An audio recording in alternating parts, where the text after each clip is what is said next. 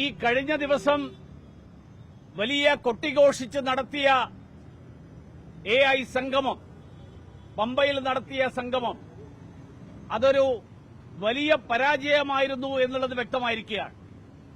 മുഖ്യമന്ത്രിയുടെ പ്രസംഗത്തിന് നമുക്കെല്ലാവർക്കും അറിയാം, മുഖ്യമന്ത്രിയുടെ പ്രസംഗത്തിന് ആളില്ലെങ്കിൽ പിന്നെ അവിടെ സംഘടിപ്പിക്കുന്നവർക്ക് ഇരിക്കപ്പുറത്തി ഉണ്ടാവില്ല. അതുകൊണ്ട് മുഖ്യമന്ത്രിയുടെ പ്രസംഗത്തിന് ആളെ സംഘടിപ്പിച്ചു എന്നുള്ളതിനപ്പുറത്ത് ആ സംഗമത്തിൽ ആളില്ലായിരുന്നു എന്നുള്ളത് വളരെ വ്യക്തമാണ്. മാധ്യമങ്ങളെ അടക്കം അവഹേളിക്കുന്ന പ്രതികരണമാണ് അതിനെ സംബന്ധിച്ച് മാർക്സിസ്റ്റ് പാർട്ടിയുടെ സംസ്ഥാന നേതൃത്വം നടത്തിയിട്ടുള്ളത്.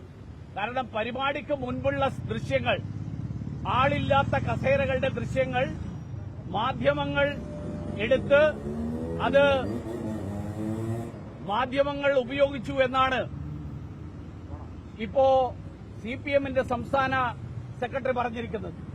എന്ന് പറഞ്ഞാൽ മാധ്യമങ്ങൾ വസ്തുതാവിരുദ്ധമായിട്ട്, മാധ്യമങ്ങൾ അവരുടെ വളരെ നല്ല ബന്ധമുള്ള ആൾക്കാരൊക്കെ തന്നെയാണ്, പക്ഷേ ആ ആൾക്കാരെ അവഹേളിക്കുകയും ആ ആളുകളെ ആക്ഷേപിക്കുകയും ചെയ്യുന്നത് CPM അവസാനിപ്പിക്കണം എന്നുകൂടി ഞാൻ ആവശ്യപ്പെടുകയാണ്. രണ്ടാമത്തെ ഒരു കാര്യം കൂടി അതിൽ സൂചിപ്പിക്കാനുള്ളത്, ബഹുമാന്യനായിട്ടുള്ള മന്ത്രി ശ്രീ വാസവനോട് എനിക്ക് വളരെ നന്ദിയുണ്ട്.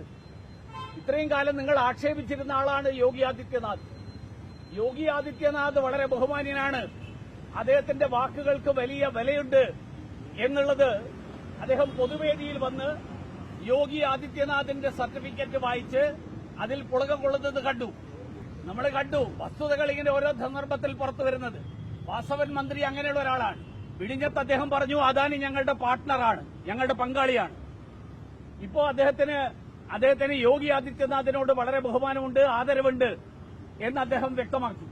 പക്ഷെ ഒരു കാര്യം എനിക്ക് കേരളത്തിലെ അയ്യപ്പ ഭക്തന്മാരായിട്ടുള്ള ആളുകൾ അറിയാൻ ആഗ്രഹിക്കുന്നത്, ഈ അയ്യപ്പ സംഗമത്തിലൂടെ ശബരിമലയുടെ വികസനം സ്വകാര്യ പങ്കാളിത്തത്തിലൂടെ നടപ്പിലാക്കാൻ വേണ്ടിയാണ് ഈ അയ്യപ്പ സംഗമം എന്നാണ് മുഖ്യമന്ത്രി പറഞ്ഞിരുന്നത്.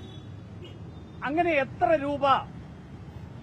കോടി രൂപ സ്വകാര്യ പങ്കാളിത്തം എന്നുള്ള നിലയിൽ ശബരിമലയുടെ വികസനത്തിന് വേണ്ടി ലഭിക്കും എന്നുള്ളത് ഈ അയ്യപ്പ സംഗമത്തിലൂടെ വാഗ്ദാനം ചെയ്യപ്പെട്ടിട്ടുണ്ട്.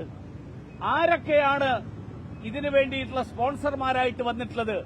ഈ വസ്തുതകൾ നിയമസഭാ സമ്മേളനം നടക്കുന്ന ഒരു കാലഘട്ടമാണ്.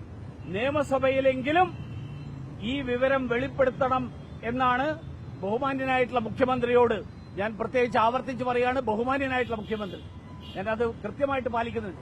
ബഹുമാന്യനായിട്ടുള്ള മുഖ്യമന്ത്രിയോട് എനിക്ക് ആവശ്യപ്പെടാനുണ്ട്.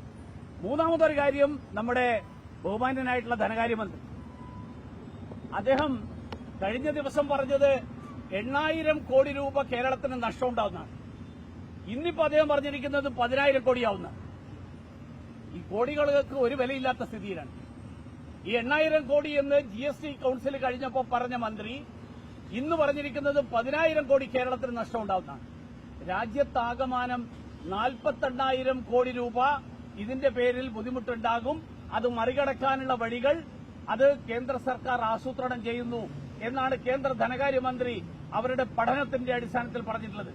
നമ്മുടെ സംസ്ഥാനത്തെ ധനകാര്യമന്ത്രി 8,000, 10,000 എന്നൊക്കെ പറയുന്നത് ഏത് വസ്തുതകളുടെ അടിസ്ഥാനത്തിലാണ്? ആ വസ്തുതകളുടെ അടിസ്ഥാനം എന്താണ് എന്ന് അദ്ദേഹം വ്യക്തമാക്കണം. അതോടൊപ്പം എല്ലാ വസ്തുക്കൾക്കും വില കുറയും, 423 വസ്തുക്കൾക്ക് വില കുറയും എന്ന് കേരളത്തിലെ മാധ്യമങ്ങൾ ഉൾപ്പെടെ ഇന്ന് രാവിലെ മുതൽ വാർത്ത കൊടുക്കുകയാണ്. അപ്പൊ കേരളത്തിലെ ജനങ്ങൾക്ക് വസ്തുക്കൾക്ക് അവരുടെ ജീവിത ചെലവ് കുറയുന്നതിനോട് മന്ത്രിക്ക് വിരോധമുണ്ടോ, എതിർപ്പുണ്ടോ എന്നുകൂടി അറിയാൻ ആഗ്രഹിക്കാം.